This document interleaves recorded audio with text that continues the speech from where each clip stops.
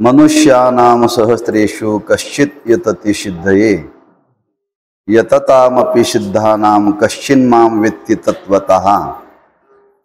पैगा मनुष्याच्या सहस्रशा माझी विपायले याची धिमुसा तैसे या धिमुसे करा भुवसा माझी विरळा जाणे। श्रीमद भगवद्गीता अध्याय 7वा 7व्या अध्यायातील 3ऱ्या क्रमांकाचा श्लोक आहे। मनुष्यानां सहस्रेषु। या श्लोकातून भगवंत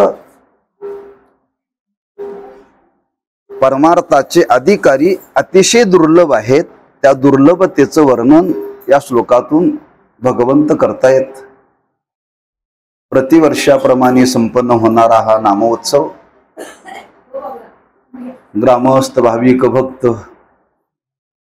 सांगाव हरिभक्तीपरायण पाटील महाराजांच्या मार्गदर्शनाखाली हा संपन्न होणारा सोहळा आणि त्या सोहळ्यातील आजची ही सेवा आहे। यथामती काही चिंतन करण्याचा प्रयत्न करू। स्वतः भगवंत या परमार्थाच्या साधनेच्या संबंधाने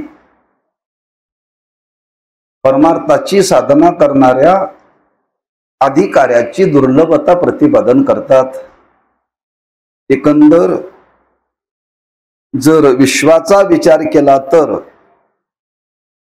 त्या विश्वामध्ये भगवंताने परमार्थाची साधना करण्याकरता नरदेहाची निर्मिती केली बरं। कारण साधू संतांनी वर्णन केले, याच देही घडे देवाचे भजन आणि कहे ज्ञान नाही कोटे। त्या सर्व योनीमध्ये मानव योनी देवाने निर्माण केली, ती भगवंताला जाणण्याकरता बरं। आता त्या भगवंताला जाणण्याकरता ही योनी निर्माण केली म्हणजे त्याची संगती सांगत असताना साधू संतांनी सांगितली की हा मिळालेला देह म्हणजे दुर्लभ आहे। म्हणजे आम्हा तुम्हाला नरदेह हा प्राप्त झाला, या नरदेहामध्ये देवाने आम्हा तुम्हाला ते सामर्थ्य दिलं, योग्यता दिली। हे सर्व जरी खरं असलं तरी हा प्राप्त झालेला नरदेह दुर्लभ आहे बरं का। आणि ती दुर्लभता सांगत असताना भागवतकारांनी सांगितली की मनुष्यत्वम मुमुक्षत्वम महापुरुष संशयः। त्याच्यामध्ये दुर्लभत्व सांगितलं की मनुष्याचा जन्म मिळणं दुर्लभ आहे। मनुष्याचा जन्म मिळाल्यानंतर परमार्थाची साधना करण्याकरता जी इच्छा लागते ती दुर्लभ आहे आणि संतांची भेट होणं दुर्लभ आहे बरं। पैकी 2 गोष्टीचा विचार प्रामुख्याने भगवंतांनी इथं प्रकट केलेला आहे की आज आम्हा तुम्हाला नरदेह दुर्लभ असलेला प्राप्त झालेला आहे। नरदेह निदान लागले हाती उत्तम सार उत्तम गती देवची होई न म्हणती ते होती तरी का चित्ती न धरावे, असं स्पष्ट तुकोबरांनी वर्णन केलेलं आहे। निधान लागले हाती म्हणजे दुर्लभ आहे। मग दुर्लभ असलेला नरदेह आम्हा तुम्हाला प्राप्त झालेला आहे म्हणजे पहिल्यांदा मनुष्याचा जन्म मिळणंच नुसता दुर्लभ नाही, देव दुर्लभ आहे बरं। देव दुर्लभ आहे। कशावरून? ज्यार्थी या देहाची अपेक्षा देवाधिकांनी भगवंताकडे केली त्यार्थी दुर्लभ आहे। स्वर्गीचे अमर इच्छिता ती देवा मृत्यूलोकी व्हावा जन्म आम्हा। म्हणजे हा जन्म सदासजी मागून मिळत नाही बरं, योगायोगाने मिळतो। त्याचा अर्थ दुर्लभ आहे। असा दुर्लभ नरदेह आम्हा तुम्हाला प्राप्त झालेला आहे। ठीक आहे, दुर्लभ असलेली गोष्ट आम्हा तुम्हाला आज घडीला प्राप्त झाली, पण या दुर्लभ देहामध्ये भगवंताविषयी आवड, भगवंताला जाणण्याची इच्छा निर्माण होणं हे त्याच्यापेक्षा दुर्लभ आहे बरं का. त्याच्यापेक्षा दुर्लभ आहे. एकापेक्षा एक दुर्लभ सांगितले बरं का. हा, जसं ते वर्णन केले तीव्र, तीव्रतम आणि तीव्रतर. हा, तसं आज दुर्लभ असलेला नरदेह जरी आम्हा तुम्हाला प्राप्त झालेला असला तरी सर्वांना परमार्थाची आवड नाही, देवाला जाणण्याची इच्छा आम्हा तुम्हाला नाही आहे. हा, तुम्ही सर्वे करा समाजाचा. आज मनुष्याच्या जीवनामध्ये कितीतरी वेळ आहे, पण माणसं परमार्थ करत नाहीत, गप्पा मारतात बरं का. वेळ कितीतरी लोकांचा वाया जातो. त्यांना सांगितलं ज्ञानेश्वरी वाचा, प्रवचन ऐका, कीर्तन ऐका, येत नाहीत. काय येत नाहीत? ती इच्छा होणं दुर्लभ आहे. इच्छा होणं दुर्लभ आहे, लक्षात ठेवा. हा, ज्ञानोबांनी थोडस आमच्या तुमच्या संबंधानेच वर्णन केले. बहुत सुकृताची जोडी म्हणून विठ्ठली आवडी. म्हणजे भगवंताविषयी आवड, भगवंताला जाणण्याची इच्छा निर्माण होणं हे दुर्लभ आहे. किंबहुना भगवंताला जाणण्याकरता जरी हा देह निर्माण देवाने केलेला असला तरी इच्छा होणं निर्माण कठीण आहे ना. जाणण्याकरताची योग्यता लागते, ती योग्यता जरी दिलेली असली तरी इच्छा होणं दुर्लभ आहे. जाणण्याकरता जे सामर्थ्य लागतं ते सामर्थ्य जरी देवाने दिलेलं असलं तरी इच्छा होणं दुर्लभ आहे. महाराजांनी वर्णन केले, जेने हा जीव दिला दान तयाचे करीन चिंतन, जगज्जीवन नारायण गायीन गुण तयाचे. ज्यांनी आपल्याला हे दिलेलं आहे त्याच्याकरता आपण हे खर्च केलं पाहिजे, त्याच्याकरता आपण त्याचा वापर केला पाहिजे असं महाराजांनी वर्णन केले. जरी वर्णन केलेलं असलं तरी महाराज म्हणतात सगळ्यांच्या अंतःकरणामध्ये ही इच्छा निर्माण होत नाही. आणि हा भाव मनी मानशी घेऊन भगवंतांनी विचार केलाय. कधी निर्माण केलाय? 5000 वर्षापूर्वी. 5000 वर्षापूर्वी ज्यावेळी भगवंत अर्जुनाला तत्वज्ञान सांगण्याकरता प्रवृत्त झाले, तत्वज्ञान सांगण्याकरता प्रवृत्त झाले. आणि तत्वज्ञान सांगण्याकरता प्रवृत्त झाल्यानंतर अर्जुनाने काही शंका विचारल्या देवाला. देवा, तर याच देहामध्ये जर तत्वज्ञान संपादन करता येतं तर देवा सकल जीवांची प्रवृत्ती का नाही? देवा तू त्यांना बुद्धी दिलीस ना, त्या बुद्धीने जाणता येतं ना. हे सर्व सामर्थ्य दिलेलं असताना देवा हे जाणण्याकरता का प्रवृत्त होत नाहीत? का होत नाहीत? भगवंताला सांगावं लागलं, बरोबर आहे, जाणण्याची जरी योग्यता दिलेली असली तरीही जाणण्याची इच्छा निर्माण होणं अतिशय दुर्लभ आहे, अतिशय दुर्लभ आहे. हा, याच अध्यायामध्ये वर्णन केले. पुढे वर्णन करताना मौलींनी वर्णन केले, पाहे पा शरीराची आगावा जया लागी आले पांडवा, तो कार्यार्थो आघवा सांडूनिया. म्हणजे ज्याच्या करता देह निर्माण केला त्याच्याकरता कोणी ते कार्य करण्याकरता प्रवृत्त नाहीये.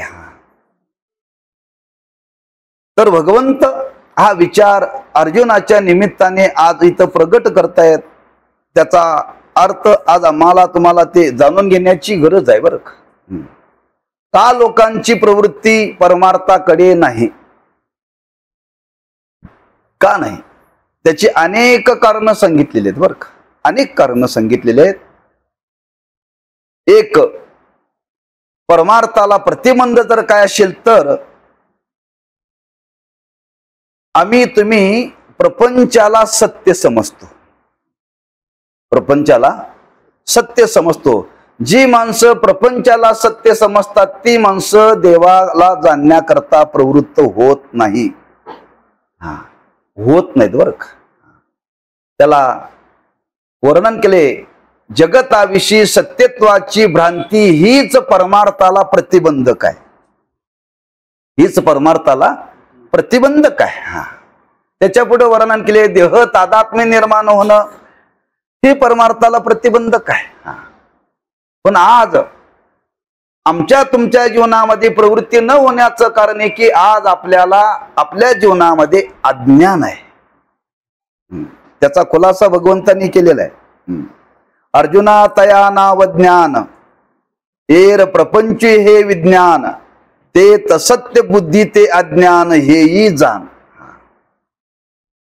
अज्ञानाची व्याख्या इथे सांगितलेली आहे.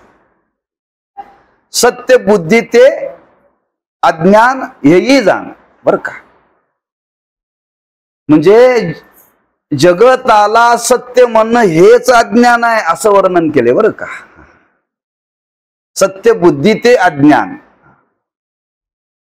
आणि त्या सत्यत्वाचा परिणाम ज्या वस्तूला सत्य समजलं की त्या वस्तूविषयी अंतःकरणामध्ये आसक्ती निर्माण होते, तादात्म्य निर्माण होत, आणि परिणाम मनुष्य ज्या मानाने जाणण्याकरता प्रवृत्त व्हायला पाहिजे त्या मानाने जाणण्याकरता प्रवृत्त होत नाही.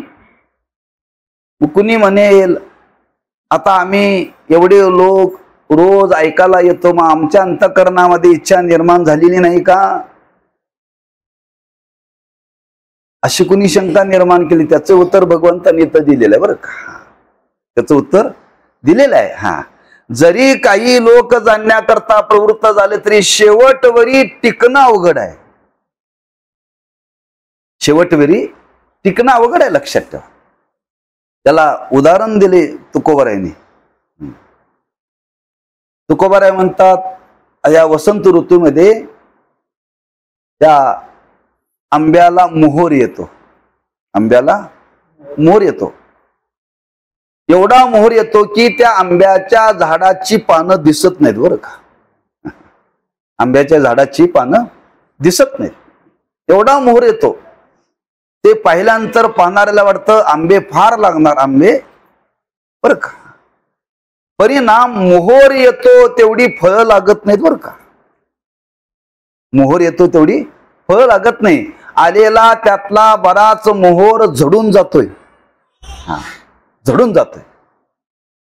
काही अंशाने फळं लागतात. जेवढी फळं लागतात तेवढी सगळीच पिकट नाहीत बरं का. काही वाऱ्याने पडून जातात, काही सडून जातात. पिकेपर्यंत किती टिकतात हो, फार थोडी बरं का. तसं आंब्याला झाडाला मोहर आल्यानंतर ते झाड भरून दिसतं, तसं सप्ताह आला की गाव भरून दिसतं बरं का. आळंदी पंढरीची वारी आली की भरून दिसतं. हा, या आंब्याच्या झाडाला मोहर आल्यासारखं आहे बरं का. मोहर आल्यासारखं आहे.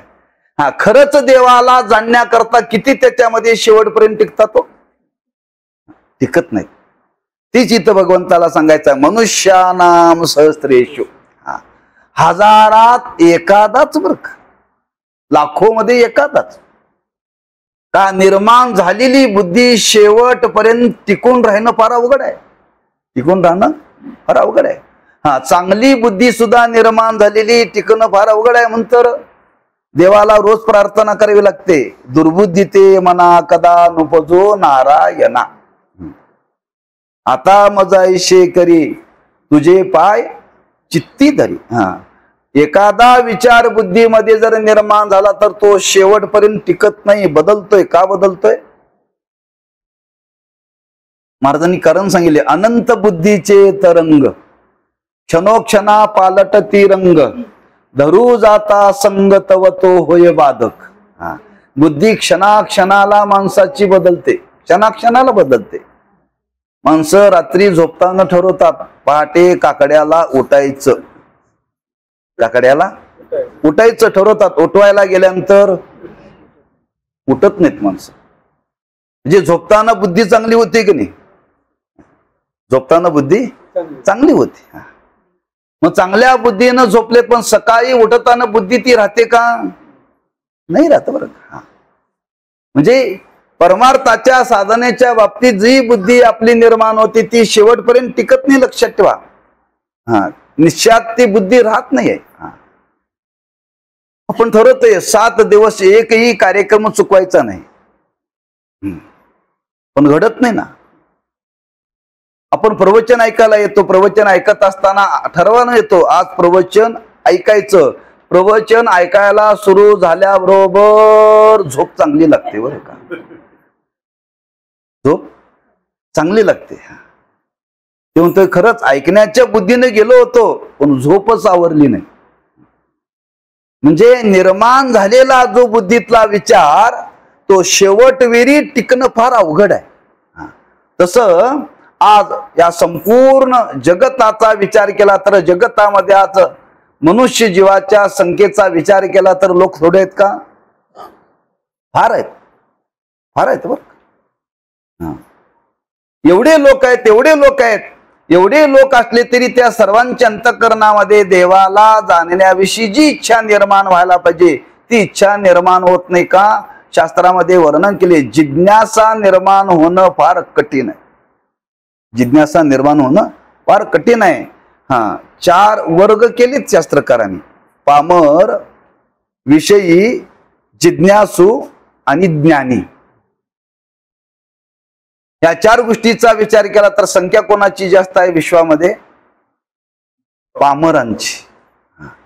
पामर लोकांची संख्या जास्त आहे. पामर म्हणजे विधी निषेध न पाळणं, विधी निषेध न पाळणं, कधी काही खाणं, कधी काही करणं. त्याला सांगितलं एकादशी आहे ते म्हणते आम्ही काय माळ घातल्या. विधी निषेध, लोक आज विधी पाळायला तयार नाही, लक्षात ठेवा. शास्त्रामध्ये वर्णन केलंय उद्या एकादशी आहे. एकादशीस अन्नपान जे नर करीती भोजन, पुढं स्वान विष्टे समान. कोणाला सांगितलंय? जे नर करीती भोजन का जे हप करीती भोजन असं वर्णन केलंय. जे तिथं वारकऱ्याचा उल्लेख केलाय. गाता काढून बघा, म्हणजे माता चांगली राहील बरं का. आम्ही वाचतोय वर्तमानपत्र आणि टीका करतोय गातेवरती. अरे गातेमध्ये नर शब्द वापरलाय, जे नर करीती भोजन. म्हणजे एकादशीला अन्न सेवन करणं पाप आहे, यात नवल नाही. दुसऱ्याला खाऊ घालणं सुद्धा पाप आहे. आमच्याकडे पद्धत आहे, महाराजांनी आमच्या घरी वळण पाडलंय. एकादशीला कोणीही जोगवा मागाय आला तरी जोगवा सुद्धा एकादशीला वाढायचा नाही बरं का. आम्ही सांगतो आज एकादशी आहे, माफ करा म्हणतो बरं का. म्हणजे कोरडं धान्य सुद्धा एकादशीला देऊ नये बरं का. कुणी जर पाहुणा आला माझी एकादशी नाही, आमच्या घरात महाराज म्हणायचे आमच्या इथं फराळालाच खावं लागेल. नसेल तर बाहेर जा, तुम्ही काय खायचं त्या का, आम्ही तुमच्याकरता स्वयंपाक करणार नाही. मी कशा करता सांगतोय? पामराच्या संबंधाने सांगतोय बरं का. म्हणजे विधी आणि निषेध लोक मानायला तयार नाहीत, लक्षात ठेवा.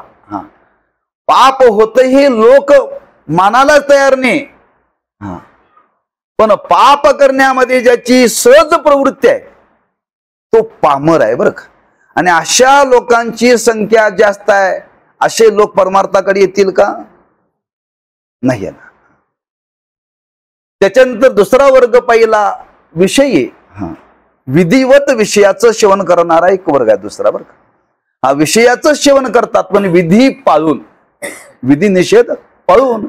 शास्त्राने ज्याप्रमाणे सांगितलं त्याप्रमाणे आचरण करायचं. शास्त्र म्हणेल जे सांडावे ते राजेही तृण मानावे, या न्यायाने बरं का. शास्त्राच्या आज्ञेचं उल्लंघन न करता जे विषय सेवन करतात त्याला विषयी म्हणतात. आणि त्याचं वर्णन करताना तुकोबारांनी वर्णन केले, विधीने सेवन विषय त्यागाते समान बरं का. विधिवत जर आपण त्या विषयाचं सेवन केलं तर त्याच्यामध्ये त्याग सहज घडतो. अशा एक वर्ग आहे, यांची संख्या कमी आहे पामरांच्या मानाने बरं का, पामरांच्या मानाने. म्हणून त्याच्या पुढचा वर्ग सांगितला जिज्ञासू, हा त्याच्यापेक्षा कमी आहे बरं का. म्हणजे जिज्ञासू कमी, त्याच्यापेक्षा विषयी जास्त, आणि त्याच्यापेक्षा पामर जास्त, आणि त्याच्यापेक्षा ज्ञानी बोटावर मोजण्यासारखी बरं का. आता जिज्ञासू कोणाला म्हणतात? जाणण्याची इच्छा ज्याच्या अंतःकरणामध्ये निर्माण झाली त्याला म्हणतात जिज्ञासू. तुकोपर्यंत त्याचं वर्णन केले. काय मी उद्धार पावेन, काय कृपा करील नारायण, ऐशे तुम्ही सांगा संत जन, करा समाधान चित्त माझे.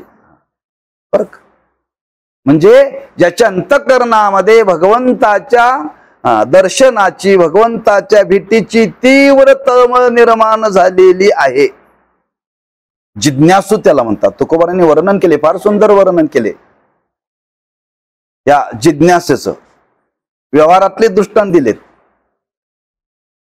महाराज म्हणतात, कन्या सासुराशी जाय, मागे परतोनी पाहे, तैसे झाले माझ्या जीवा, केव्हा भेटशी केशवा. ही कसली अवस्था आहे हो? जिज्ञासू आहे.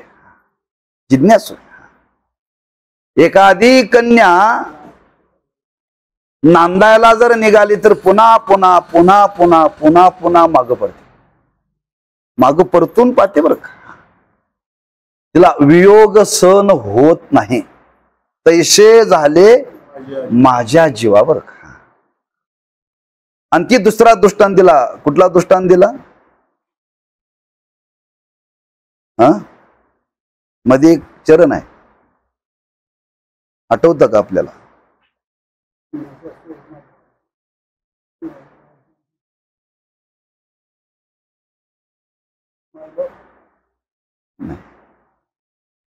मध्ये तिसरं चरण, शेवटचं चरण आहे, जीवना वेगळी मासोळी, तुका तैसा तळमळी.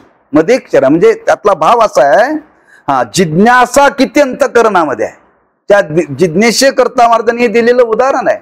म्हणजे एखाद्याच्या अंतःकरणामध्ये देवाला जाणण्याची तीव्र इच्छा निर्माण झाली, त्याला म्हणावं जिज्ञासू, त्याला म्हणावं मुमुक्षू. आणि असे आज जगामध्ये अधिकारी बोटावर मोजण्यासारखे आहेत. बोटावर मोजण्यासारखे आहेत. आणि तो भाव म्हणी मनशी घेऊन इथं भगवंत वर्णन करतात, अर्जुना, त्या ज्ञानाचा अधिकार जरी सर्वांना असला, ज्ञान संपादन करण्याकरता सर्वांना जरी मी बुद्धी दिलेली असली, तरी ती इच्छा निर्माण होणं फार दुर्लभ आहे. फार दुर्लभ आहे.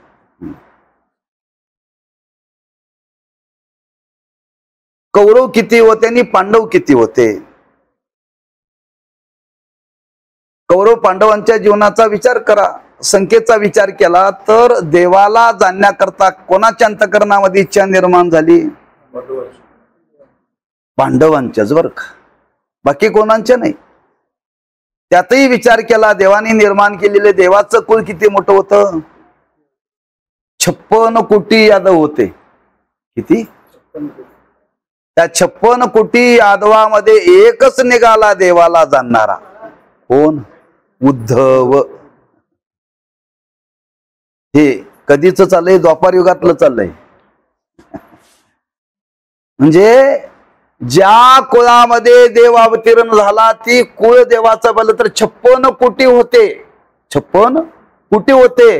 56 कोटीमध्ये एखादा जाणणारा निर्माण होत असेल तर आमच्या तुमच्या गावात किती निर्माण होतील हो? एकच आहेत महाराज, एकच आहेत गावात बरं का. पण माणसं या भावनेनं बघत नाहीत. तुम्ही विचारलं का हो महाराज एवढा परमार्थ करता? लोक म्हणतात महाराज त्यांना देवाला सोडलंय. आम्हाला म्हणतात ना, आम्ही परमार्थ करतो. लोक म्हणतात तुम्हाला देवाला सोडले ना. म्हणजे जिज्ञासा मानायला कोणी तयार नाहीये. म्हणजे एखादा जिज्ञासू वृत्तीने परमार्थ करत असेल तर लोक म्हणतात काय तुमचा तोच धंदा आहे हो. तोच धंदा आहे म्हणतात लोक. कारण देवाला जाणण्याकरता जी इच्छा निर्माण व्हावी लागते ती अतिशय दुर्लभ आहे. सदा सजीची इच्छा निर्माण होत नाही, त्याला एकच कारण इथं भगवंतांनी सांगितलं की आज आमच्या तुमच्या जीवनामध्ये जी प्रपंचाविषयी निर्माण झालेली सत्यत्व बुद्धी, सत्यत्व बुद्धी, आणि ती सत्यत्व बुद्धी घालवणं फार अवघड आहे, फार अवघड आहे. शाळेमध्ये मुलाला शिकवण्याकरता त्या मुलाचं मन स्वच्छ पाहिजे बरं का. पाटी कोरी पाहिजे. पाटी कोरी असेल तर त्याच्यावरती काही लिहिता येतं, काहीतरी लिहिता येतं. म्हणून बालपणामध्ये संस्कार लवकर चांगले होतात. बालपणामध्ये संस्कार लवकर चांगले होतात. तारुण्यामध्ये ते होत नाहीत बरं का. तारुण्यामध्ये ते होत नाहीत का, दुसरे संस्कार त्याच्यावरती होतात. तसं आज आमच्या तुमच्या जीवनाचा विचार केला तर अनंत जन्माचे संस्कार आहेत. अनंत जन्माचे संस्कार आहेत. कोणते अनंत जन्माचे संस्कार आहेत? अनंत जन्मामध्ये आपण एकच काम केले, विषय भोगायचं काम केलं, दुसरं काहीही केलेलं नाही. एक मनुष्याचा देह सोडा आणि सर्व देहाचा तुम्ही विचार करा. सर्व देहाचा विचार करा. जेवढ्या योनी सांगितल्या त्या सर्व योनीतून आम्ही तुम्ही आलोय. आम्ही तुम्ही आलोय. आता इथं मंदिर आहे, या मंदिरामध्ये भिंतीवरती पाल फिरते, पाल बरं का. ती कुठं फिरते? मंदिरातच फिरते.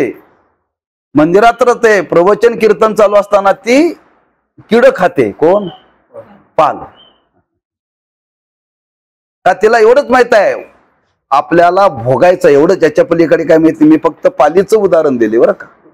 असं सगळ्या योनीचा विचार करा. कुत्र्याचा विचार करा, म्हशीचा विचार करा, बैलाचा विचार करा, उंदराचा विचार करा. आमच्या घरात तरी रोज उंदर ग्रंथ खातात. ग्रंथ काय? आम्ही ग्रंथ वाचतोय आणि ते ग्रंथ खातायत. याचा अर्थ काय? अनेक योनीचा विचार केला तर त्या योनीमध्ये एवढंच आहे, फक्त विषयाचा उपभोग. आणि त्या विषयाच्या उपभोगाचा परिणाम इतका पक्का आज आमच्या तुमच्या जीवनामध्ये झाला की आज जन्माला आल्या आल्या आमच्या बुद्धीवरती असा संस्कार झालाय, हे दिसणार जग सत्य आहे. शिकवावं लागत नाही काही गोष्टी, काही न शिकवता गोष्टी येतात बरं का. म्हणून ब्रह्मलीन रंगनाथ महाराज परभणीकर गुरुजी म्हणायचे, फार ते सहज सांगायचे. ते म्हणायचे, न सांगता जे माणसं शिकतात त्याला म्हणतात प्रपंच, आणि जे शिकवूनही माणसं शिकत नाही त्याला म्हणतात परमार्थ. प्रपंच करण्याकरता शिकवावं लागत नाही, पण परमार्थ करण्याकरता शिकवावं लागतं. शिव्या देण्याकरता शिकवावं लागतं का? पण रोज ज्ञानेश्वरी वाचा, ओव्या म्हणा, हरिपाठ म्हणा, शिकवावं लागतं. शिकवून सुद्धा माणसं येत नाही, सांगून सुद्धा माणसं वाचत नाहीत. लक्षात ठेवा. म्हणजे शिकवूनही जे करण्यामध्ये प्रवृत्ती नाही त्याला म्हणतात परमार्थ. न शिकवता जे माणसं करण्याकरता प्रवृत्त आहेत त्याला म्हणतात प्रपंच. आणि त्या प्रपंचाचा, त्या विषयाचा पगडा एवढा बुद्धीवरती निर्माण झाला. देवाने जरी आपल्याला बुद्धी जाणण्याकरता जरी निर्माण केलेली असली तरीही माणसाची सहज प्रवृत्ती होत नाही.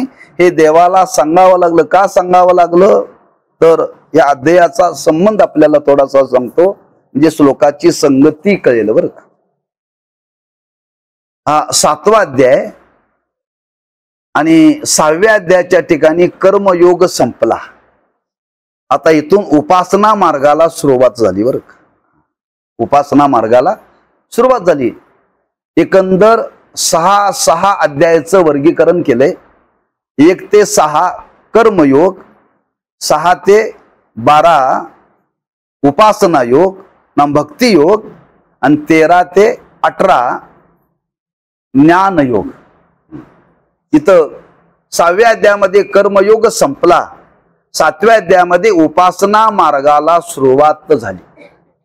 आणि उपासना मार्गाला सुरुवात झाल्यानंतर देवाला वाटलं आता लोकांची उपासनेमध्ये प्रवृत्ती होण्याकरता त्या भगवंताच्या स्वरूपाचं आपण वर्णन करावं. म्हणून देव प्रवृत्त झाल्यानंतर ते प्रवृत्त करता करता अर्जुनाला शंका निर्माण झाली आणि त्या शंकेतून देवानी दिलेलं उत्तर आहे बरं का. बाबांनो, आज प्रत्येकाने त्या भगवंताची भक्ती करण्याकरता प्रवृत्त झालं पाहिजे, त्या भगवंताला जाणण्याकरता प्रवृत्त झालं पाहिजे असं भगवंताला सांगायचं आहे. श्री भगवानुवाच मय्यासक्त मनः पार्थ योगनियुञ्जन मदाश्रयः असंशयं समग्र मां यथा ज्ञास्यसि त्रचनु ज्ञानं तेहं सविज्ञानं मिदं वक्ष्यामि शेषतः ये ज्ञात्वा ने भूयो न ज्ञातव्यमवशिष्यते. आता याप्रमाणे आपण ते भगवंताला जाणण्याकरता काही साधना करायची आहे. अनेक साधनेतून त्या भगवंताला जाणता येतं, भगवंताची उपासना करता येते. पण ती उपासना करण्याकरता भक्ती मार्गाचं अनुसरण केलं पाहिजे आणि त्या भक्ती मार्गाचं अनुसरण केलं पाहिजे. आणि त्या भक्ती मार्गाचं अनुसरण करत असताना त्या देवाचं स्वरूपही आपण जाणलं पाहिजे बरं का, जाणलं पाहिजे. पण आज जाणण्याकरता लोकांची सहज प्रवृत्ती नाही.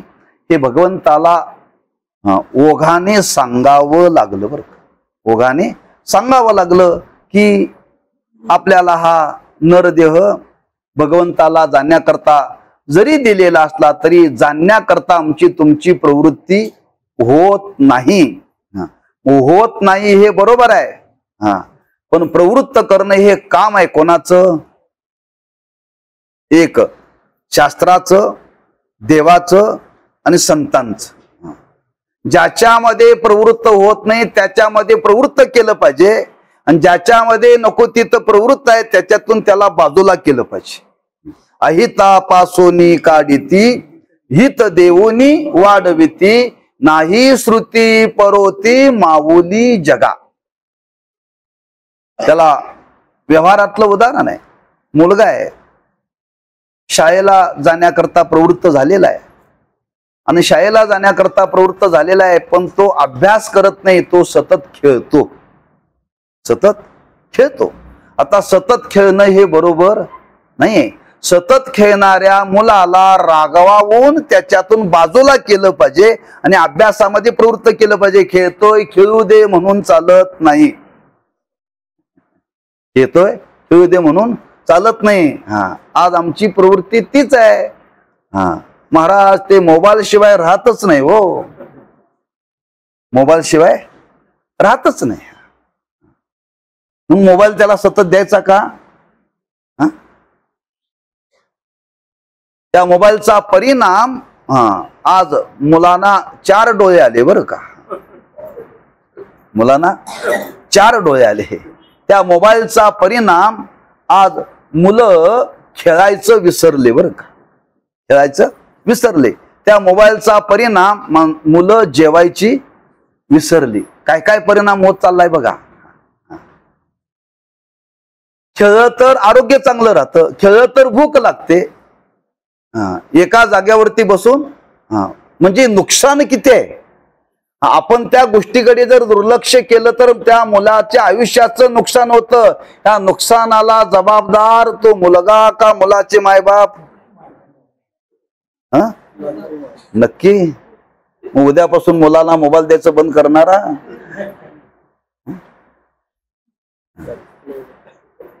अवघड आहे. लक्षात ठेवा, अवघड आहे पण अशक्य नाही बरं का, अशक्य नाही. कठीण आहे म्हणून सोडून द्यायचं नाही, लक्षात ठेवा. त्याला त्याच्यातून बाजूला काढणं आणि इकडे प्रवृत्त करणे हे आपलं काम आहे, हे आपलं काम आहे. आईचं काम काय आहे? आईचं काम काय? मुलाला घरा सोडून पैसा मिळवायला जाणं, कामाला जाणं, नोकरीला जाणं, मुलगा घडवणं हे आईचं काम आहे. मुलगा घडवणं आईचं काम आहे, पण घडवायला वेळ नाहीये. मला सांगण्याचा भाव लक्षात ठेवा बरं का, काय आपल्याला सांगतोय ते. आपली इकडं ज्ञानामध्ये प्रवृत्ती नाहीये, भक्तीमध्ये प्रवृत्ती नाहीये. भगवंत प्रवृत्त करतायत. प्रवृत्त करण्याकरता भगवंताला स्वतंत्र भक्ती योगाचं महात्म्य सांगावं लागलं. भक्ती योगाचं महात्म्य सांगावं लागलं. त्याच्याकरता भगवंतानी या गीतेमध्ये 6 अध्याय निर्माण केले. कोणाकरता? आम्हा तुम्हाला प्रवृत्त करण्याकरता निर्माण केले. लक्षात ठेवा, भगवंताला याची गरज नव्हती. गरज नव्हती, लक्षात ठेवा. आम्ही तुम्ही या मार्गामध्ये प्रवृत्त व्हावं म्हणून भगवंत सांगण्याकरता प्रवृत्त झाले. म्हणजे जिथं तो प्रवृत्त झालेला आहे तिथून काढून त्याला या मार्गामध्ये प्रवृत्त केलं पाहिजे. आणि ते प्रवृत्त करण्याकरता भगवंताने हा विचार सांगत असताना भगवंत सांगतात की जरी आपण त्या लोकाला सांगण्याचा प्रयत्न केला तरी आज त्याच्यामध्ये प्रवृत्त होणाऱ्या लोकांची संख्या मात्र थोडी आहे. इथं ज्ञानोबरांनी शब्द वापरला, माझी विरळा जाणे. विरळा म्हणजे एखादा, एखादाच बरं का. त्याच्यामध्ये प्रवृत्त होणं एखादाच आहे, लक्षात ठेवा. त्याला 2-3 दृष्टांत दिलेत. शत्रूवरती चाल करायला निघाल्यानंतर त्या शत्रूशी युद्ध करताना कितीतरी मरतात आणि एखादाच विजयाला प्राप्त होतो. एखादाच विजयाला प्राप्त होतो. एखादा महापुरामध्ये उडी मारलेला आहे, त्या महापुरातून पोहत असताना बरेच बुडतात, एखादाच पलीकडे जातो बरं का. त्याला दृष्टांत दिले भगवंतानी. त्या न्यायाने तर भगवान सांगतात आज एवढी लोकांची संख्या या भूतलावरती जरी असली तरी त्या ज्ञानामध्ये त्यांची प्रवृत्ती नाहीये. म्हणून इथं भगवंताला सांगावं लागलं, मनुष्यानाम सहस्रेषु कश्चित येतती सिद्धये. क्वचित आहेत, दुर्लभ आहेत. त्यातला थोडासा विचार आपल्या समोर प्रकट करतो. 4 भाग मी आपल्या समोर सांगण्याचा थोडासा प्रयत्न करतो. सांगणारे दुर्लभ आहेत आणि ऐकणारे दुर्लभ आहेत बर का. काही गोष्टी दुर्लभ आहेत आणि काही गोष्टी सुलभ आहेत. काही गोष्टी सुलभ आहेत आणि काही गोष्टी दुर्लभ आहेत. काही सुलभ आहेत आणि सुलभ आहेत बर का. 4 भाग केलेत मी. दुर्लभ दुर्लभ, दुर्लभ सुलभ, सुलभ सुलभ आणि सुलभ दुर्लभ. आज ज्ञान सांगणारे दुर्लभ आहेत आणि ऐकणारे दुर्लभ आहेत. ज्ञान सांगणारे बोटावर मोजण्यासारखे आहेत, लक्षात ठेवा. ज्ञान सांगणारे बोटावर मोजण्यासारखे आहेत. सांगणाऱ्याची संख्या आज या भूतलावरती फार कमी आहे, फार कमी आहे. मग सांगणारे तर कमी आहेत, तर शास्त्र सांगता ऐकणारे सुद्धा कमी आहेत, ऐकणारे सुद्धा कमी आहेत. दुसरा वर्ग केला दुर्लभ सुलभ. दुर्लभ सुलभ. ज्ञान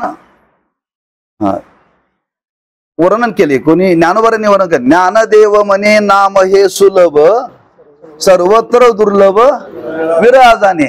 म्हणजे ते सुलभ आहे पण करणारे सुद्धा दुर्लभ आहेत.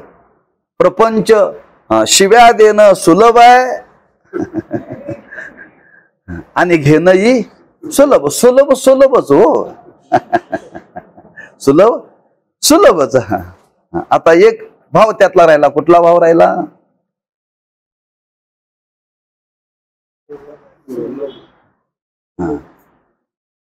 ज्ञानदेव म्हणे नाम हे सुलभ, सर्वत्र दुर्लभ विराजाने. एक भाव राहिला की दुर्लभ आणि सुलभ बर का. तो महत्वाचा विचार आपल्या समोर प्रगट करायचा आहे. परमार्थ हा दुर्लभ आहे पण आधी कार्याकरता सुलभ आहे. आधी कार्याकरता सुलभ आहे, हा महत्वाचा विचार बर का. दुर्लभ दुर्लभ सोडून द्या, सुलभ सुलभही सोडून द्या, सुलभ दुर्लभ सोडून द्या. परमार्थ ज्ञान दुर्लभ आहे पण आधी कार्याकरता मात्र सुलभ आहे. आधी कार्याकरता सुलभ आहे. म्हणजे संतांनी वर्णन केले, भक्ती पंत बहु सोपा, पुण्य नागवे या पापा, येणे जाणे खेपा, येणे एकची खंडती. आज विचार केला तर परमार्थ साधना सुलभ आहे पण कोणाकरता? अधिकार्याकरता. अनधिकार्याकरता दुर्लभ आहे, कठीण आहे बरं का. पोहायला येणं हे पोहणं हे सोपं कोणाला, ज्याला पोहायला येतं त्याला सोपं. एखादा नदीच्या काठावरती गेलाय, नदीच्या काठावरती गेल्यानंतर त्यांनी पाहिलं ही नदी पोहून पलीकडे जाणं फार अवघड आहे का, पोहताच येत नाही ना. पोहता येत नाही त्याला कठीणच वाटतं. एखादा नदीच्या तीरावरती गेला, ते म्हणला हे मी एका उडीत पलीकडे जातो म्हणतोय तो का, त्याला ते सोपं आहे. तसं परमार्थाचा या साधनेचा विचार केला तर परमार्थ करणारा सांगणारे दुर्लभ आहेत, पण जे अधिकारी आहेत त्यांच्याकरता मात्र सुलभ आहे बरं का. आणि अधिकार्याकरता सुलभ असल्यामुळं अधिकारी बोटावर मोजण्यासारखे आहेत. अधिकारी बोटावर मोजण्यासारखे आहेत, लक्षात ठेवा. म्हणून इथं भगवान सांगतात की जरी एवढी लोकसंख्या, एवढे लोक जरी बुद्धिमान असले, संपन्न असले, तरीही आज अधिकारी नसल्यामुळं लोकांची ज्ञानामध्ये भक्तीमध्ये प्रवृत्ती नाही बरं का. मग अधिकार नसल्यामुळं प्रवृत्ती नाही, मग आता काय करायचं. अधिकार नाही म्हणून सोडून द्यायचं का अधिकार वाढवायचा. मुलगा शिकत नाही म्हणून शाळेतून काढायचा आणि 4 म्हशी घेऊन द्यायच्या, का त्याला शिकवण्याचा प्रयत्न करायचा. शिकवण्याचा प्रयत्न करायचा. आपल्याला सोर लागत नाही म्हणून सोडून द्यायचा का, प्रयत्न करायचा. कारण सोर लागत नाही म्हणून जर तुम्ही सोडून दिला तर तुमचा सोर आयुष्यात कधीच लागणार नाही. मला येत नाही म्हणून तुम्ही करायचं ठरलं, तुम्हाला कधीच येणार नाही, लक्षात ठेवा. त्याकरता प्रयत्न करावा लागेल. हे आपलं ज्ञान मिळवणं हे काम आपलं नाही, आपल्या बुद्धीला गरज होत नाही, आपली योग्यता नाही असं म्हणून चालणार नाही. त्याच्याकरता आपण प्रयत्न केला पाहिजे. म्हणजे परमार्थाच्या साधनेचं वर्णन असं केलेलं आहे की अधिकार नसला तरी अधिकार कसा वाढवता येईल असा प्रयत्न केला पाहिजे. अधिकार कसा वाढवता येईल असा प्रयत्न केला पाहिजे, पण तो केलाच पाहिजे बरं का. त्याच्याकरता मनुष्याचा जन्म आहे. शेवट वेरीपर्यंत तो जीवनामध्ये प्रयत्न केला पाहिजे. प्रयत्नाने घडतं बरं का. मी नेहमी उदाहरण सांगत असतो. आमच्या त्या साधक आश्रमामध्ये ग्रस्त आले, वयाच्या 65व्या वर्षी आले. 65व्या वर्षी आले आणि महाराजांना भेटले आणि ते म्हणले मला ज्ञानेश्वरी वाचायला यावी अशी इच्छा आहे. ज्ञानेश्वरी वाचायला यावी अशी इच्छा आहे. महाराजांनी विचारलं, म्हणले तुमचं शिक्षण काय. म्हणले मी शाळा बाहेरून बघितले. म्हटले ते शाळा बाहेरून बघितलेली आहे, मी शाळेला गेलोच नाही.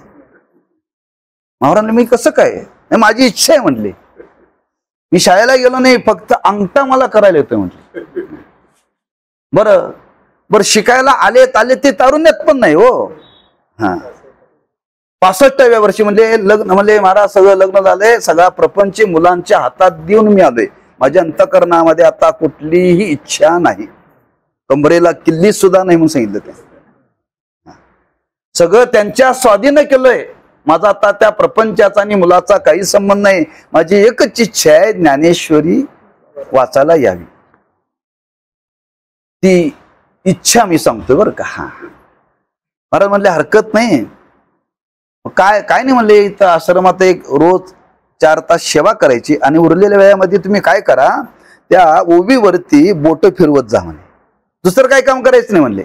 4 तास सेवा केली की उरलेल्या वेळेमध्ये प्रत्येक ओबीवरती बोट फिरवायचा. असं फिरवता फिरवता वयाच्या 75व्या वर्षी त्यांना ज्ञानेश्वरी वाचायला आली. त्यांनी जवळजवळ जीवनामध्ये मला वाटतं 101 पारायण केली त्यांनी. आणि ते वारले कधी 95-96च्या वयाच्या पुढे बरं का. म्हणजे एवढी वर्षी ते आश्रमात होते. वय 95 होईपर्यंत आश्रमात होते बरं का. मी कशा करता सांगितलं, येत नाही म्हणून सोडून दिलं तर येणारच नाही. आपल्याला हे येतं, आपल्याला हे मिळवायचं आहे. ज्ञान मिळवणं, परमार्थ करणे आमचं काम नाही, आमचंच काम आहे. आपण त्याच्यामध्ये प्रवृत्त झालं पाहिजे. म्हणजे अधिकार नसला तरी अधिकार प्राप्त करता येतो, अधिकार प्राप्त करता येतो. म्हणून तर महाराजांनी वर्णन, देवची होईन म्हणती ते होती. आम्हाला इच्छाच नाही ना व्हायची, इच्छाच नाही. आणि अशी इच्छा ज्याच्या अंतःकरणामध्ये निर्माण झाली, भगवान सांगतात असा एखादाच आणि तो शेवटी मला प्राप्त होतो बरं का. म्हणजे एवढ्या जनसमाजामध्ये काही लोकांना इच्छा निर्माण झाली, ती निर्माण झालेली इच्छा, त्या इच्छेतून तो साधना करत करता एखादा शेवटविरी त्या अधिकारातून माझ्या स्वरूपाला प्राप्त होतो, त्याला ज्ञान होतं आणि त्याच्या जीवनाची सफलता होते. पण हे मिळवण्याकरता आपल्याला देवाने हा नरदेह दिलेला आहे, त्याच्याकरता पण जीवनामध्ये प्रयत्न केलेला आहे. जरी अधिकार नसला तरी आपल्याला परमार्थाची साधना करून अधिकार मिळवता येतो. थोडेसे कष्ट आहे, थोडेसे कष्ट आहेत, कष्टाने शक्य आहे, अशक्य असं काहीही नाही. बऱ्याच गोष्टी जीवनामध्ये करता येतात. भगवंतांनी या श्लोकाच्या माध्यमातून एक विचार प्रगट केला. आज संपूर्ण या विश्वाचा विचार केला तर ज्ञान संपादन करण्याकरता, परमार्थाची साधना करण्याकरता आज अधिकारी लोकांची संख्या कमी आहे. म्हणून शास्त्राने सांगायचं सोडलेलं नाही, संतांनी जगाला सांगायचं सोडलेलं नाही. महाराजांचं वय आता 80च्या घरात आहे. आमच्याही महाराजांनी जवळजवळ 90च्या जवळपास गाठलं, 84. नाही वडिलांचं आपलं सांगतो, लोक येत नाही म्हणून सांगायचं बंद केलं नाही. हो ते झालंच नाही, लोक येत नाही म्हणून परमार्थ थांबवला नाही, हे सांगायचं आहे मला. लोक आले नाही आले तरी सांगत राहणं, सांगत राहणं बरं का. का संतांचा स्वभाव आहे. येत नाहीत म्हणून सांगायचं सोडायचं नाही, सांगत राहायचं. एखाद्याच्या जीवनामध्ये कधीतरी ती बुद्धी निर्माण होईल. म्हणून जरी आज भूतलावरती समाजामध्ये जरी अनधिकारांची संख्या जास्त असेल, अधिकारी कमी असतील, पण ते अधिकारीच परमार्थामध्ये शेवटविरी साध्यापर्यंत पोचतात. पण त्या सत्संगातून, श्रवणातून अधिकाराची वृद्धी होते. आणि ती वृद्धी होण्याकरता संत महात्म्यांनी जगाला उपदेश पुन्हा पुन्हा केलेला आहे. आणि तोच भगवंतांनी विचार केला की आपण भक्ती योगाचं महात्म्य सांगावं, की जेणेकरून आपल्या अंतःकरणामध्ये देवाविषयी, परमार्थाला, त्या भगवंताला जाणण्याची इच्छा निर्माण व्हावी. या भावनेतून भगवंतांनी या अध्याय वाचून उपासना मार्गाला आरंभ केला. आणि ते सांगत असताना म्हणतात, जरी दुर्लभता असली तरी तो माझ्या स्वरूपाला प्राप्त होऊ शकतो. तात्पर्य ही परमार्थाची दुर्लभता मनी मानसी गुण भगवंताने हा विचार आपल्या समोर प्रगट केलेला आहे. आणि त्याच्या पुढे एक विचार मांडलेला आहे की खरंच शास्त्र जे निर्माण झालं ते अधिकार्याकरताच निर्माण झालं बरं का. देव कोणाकरता आला? आम्हासाठी अवतार, मत्स्य कुर्मादी. भक्ता करता आला म्हणजे तो भक्तापुरताच राहिला का? नाही. पण भक्ता करता आला. तसं अधिकार्याकरता हे ज्ञान शास्त्र निर्माण झालं, ते अधिकार्यापुरतच राहिलं का? सर्वांच्या करता आहे. मग सर्वांच्या करता आहे तर आपण ते जीवनामध्ये ग्रहण करण्याचा प्रयत्न करावा. आणि आमच्या जीवनामध्ये ती अधिकाराची पूर्तता होऊन आम्हाला ती ज्ञानाची अवस्था प्राप्त व्हावी, अशी त्या भगवंताच्या चरणी प्रार्थना करून शेवेला पूर्णविराम. पुंडली कवरदारी विठ्ठल श्री ज्ञानदेव तुकाराम.